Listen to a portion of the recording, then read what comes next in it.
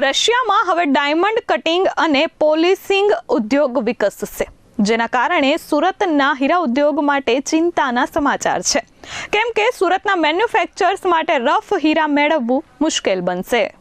Russian રાષ્ટ્રપતિ પુતિને diamond cutting અને polishing ઉદ્યોગના વિકાસ માટે એક્ઝિક્યુટિવ ઓર્ડર પર હસ્તાક્ષર કર્યા છે.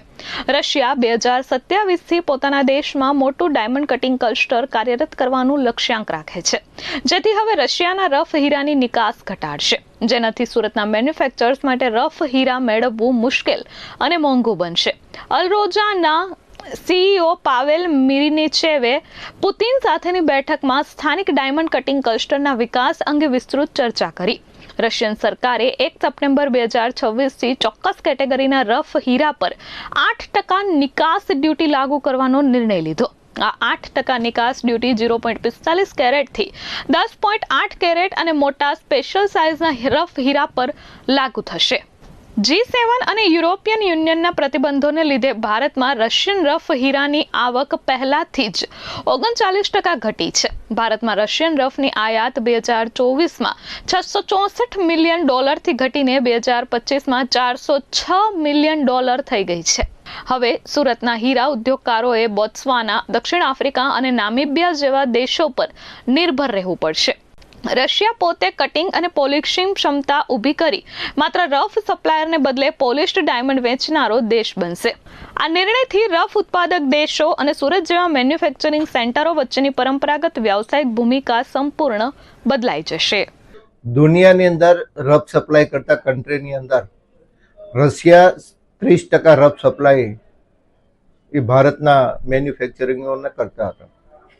G7 દેશના પ્રતિબંધના કારણે આ રફની ખરીદી ભારતના વેપારીઓ ખૂબ ઓછી કરી હતી, કારણ કે પ્રતિબંધ એ પ્રકારનો હતો કે રશિયન રફ ખરીદીને જો એનો પોલિશ કોઈ બનાવશે તો G7ના દેશો એને ખરીદશે નહીં, અને ઓરિજિનલ સોફ્ટ ગુડ્સનું સર્ટિફિકેશન તમારે ખાતરી આપવી પડશે કે આ રશિયન માલ નથી. આ પરિસ્થિતિની અંદર રશિયા ગવર્મેન્ટે એવો નિર્ણય લીધો છે કે હવે રશિયાની અંદરથી કોઈ પણ રફ એક્સપોર્ટ થશે એની ઉપર 6% ટેક્સ નાખવામાં આવશે. આના કારણે જે કંઈ રફો રશિયાથી આઉટસાઇડ વેચાતી હોય એ 6% મોંઘી થશે.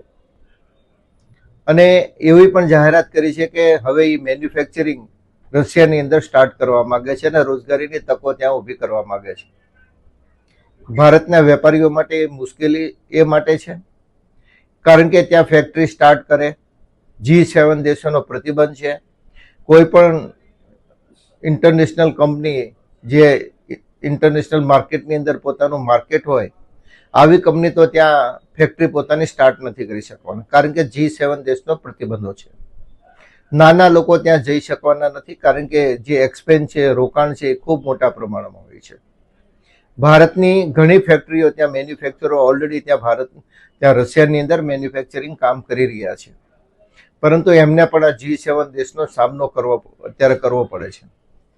આવી પરિસ્થિતિમાં રશિયન ગવર્મેન્ટે જે નિર્ણય લીધો છે કે લોકો અહીંયા મેન્યુફેક્ચરિંગ સ્ટાર્ટ કરે, પણ જ્યાં સુધી G7 દેશના પ્રતિબંધો નહીં હટે ત્યાં સુધી હું એવું માનું છું કે ભારતનો કોઈ પણ મેન્યુફેક્ચરર ત્યાં રશિયાની અંદર પોતાનું મેન્યુફેક્ચરિંગ સ્ટાર્ટ નહીં કરે. બીજી વાત, ભારતની cut and polish industry develop થવાનું કારણ ફક્ત ને ફક્ત ભારતની અંદર લેબર સસ્તું છે. ચાઇના આજે વર્લ્ડની દરેક પ્રોડક્ટની અંદર, દરેક કન્ટ્રીની અંદર થાપ આપે છે લેબરની અંદર, પરંતુ આ એક જ એવી ઇન્ડસ્ટ્રી છે કે જે ચાઇના આ ઇન્ડસ્ટ્રીને ટચ નથી કરી શકી, કારણ કે ભારતના લેબર સસ્તા હોવાના કારણે. કોઈ પણ ઇન્ડસ્ટ્રી ત્યાં જાય તો કારીગરોનો મિનિમમ પગાર 1 લાખથી 1.5 લાખ પગાર, આવવા જવાનો ખર્ચો, રહેવા કરવાની સગવડતા, તો પ્રોડક્શન ઓફ કોસ્ટ જ એટલું બધું હાઈ થઈ જાય કે એની કલ્પના ન કરી શકે ઇન્ટરનેશનલ માર્કેટની અંદર પ્રાઇસની કમ્પેરિઝનમાં. હું વ્યક્તિગત રીતે એવું માનું છું કે આ નિર્ણય તકલાતી છે, અને હમણાં આ નિર્ણય લીધા પછી પાછી જાહેરાત કરવામાં આવી છે કે 1 વર્ષ માટે આ નિર્ણયને સ્થગિત કર્યો છે. નમસ્કાર, હું છું ભાવેશ કાક.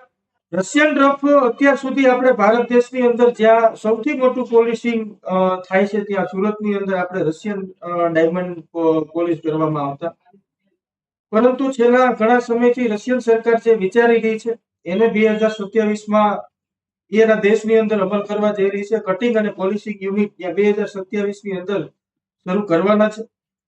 રશિયન રફની ડ્યુટીમાં પણ 8% વધારો કરવામાં આવ્યો છે. ત્યારે આ ગંભીર મુદ્દે સરકારે કઈ વિચારવું જોઈએ, કારણ કે રશિયન રફ જો અહીંયા આવવાની બંધ થઈ જશે તો ઘણા બધા રત્ન કલાકારો જે બેડરોજા કંપની છે એની સાથે રશિયાના રાષ્ટ્રપતિ પુતિનની બેઠક પણ થઈ હતી આ બાબતે.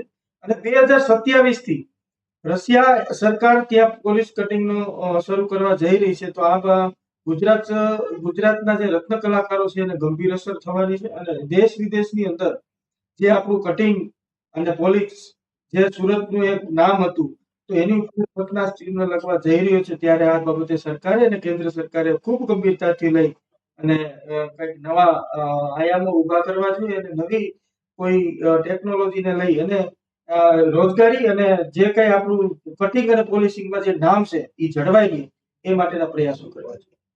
Bureau report S24 news Surat.